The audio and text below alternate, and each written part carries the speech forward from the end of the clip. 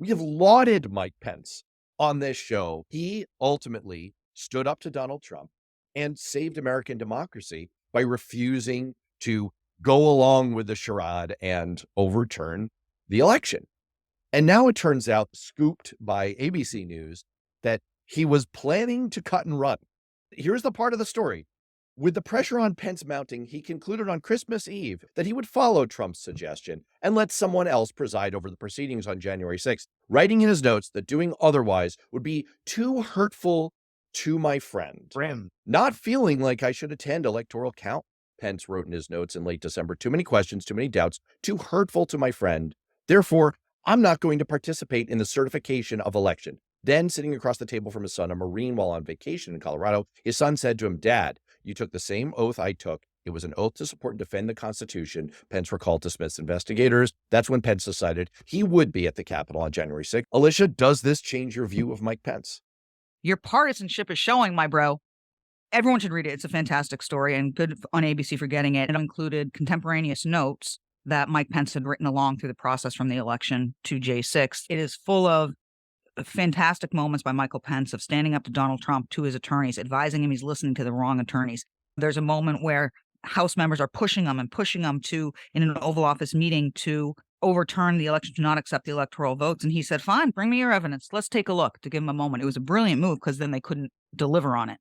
And all the times that he noted to Donald Trump and his sycophants that there was no evidence, that he has a job and he's going to do it. But once he's having a conversation with his son, who's a Marine, after weeks and weeks of death threats and beatdowns and bullying from the commander-in-chief of the United States, he says to his son, "I don't know, maybe I just won't preside. Let someone else do it." And his son goes, "You took the same oath I did, Dad." That is a beautiful moment and an anecdote he shared. And the idea that people of the greatest leadership don't question themselves once in a while is so A, untrue, and B, what a mistake that would be. You are erecting a red herring that you are doing an excellent job of ripping to shreds. My question to you was, does this make you reconsider any of the Mike Pence story or any of the lauding of Mike Pence that we have done? Your position is no. My position is it was such a severe moment of doubt that he was not actually going to go up and do his constitutional officer duty and certify the election. He was going to, quote, let someone else do it. What does that mean? Who was that someone else? Who was going to stand up to Donald Trump? Yes, he ultimately showed up and did it. I still praise him significantly for that. But this is not a small thing to say, someone else. Tell me who the someone else was, because everyone inside Donald Trump's orbit, including the leaders of the Republican Party, including Mr. No Spine himself, Kevin McCarthy, was saying that they were going to go along with Trump.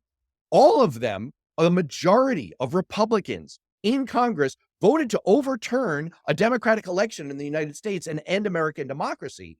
The only interpretation of let someone else do it is, I'm going to turn this over to a Trump sycophant who is going to allow the overturning of the election.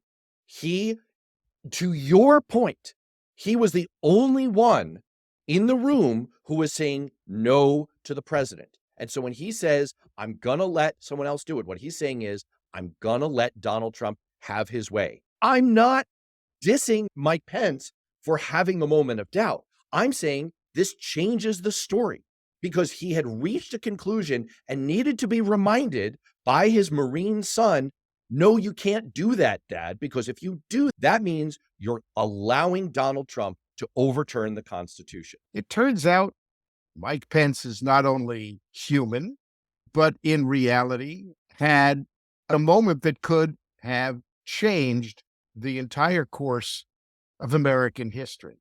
If his doubts about hurting his friend, his doubts about the pressure on him, his doubts had stood, think about where we would be today in terms of our government, our history, and where we are.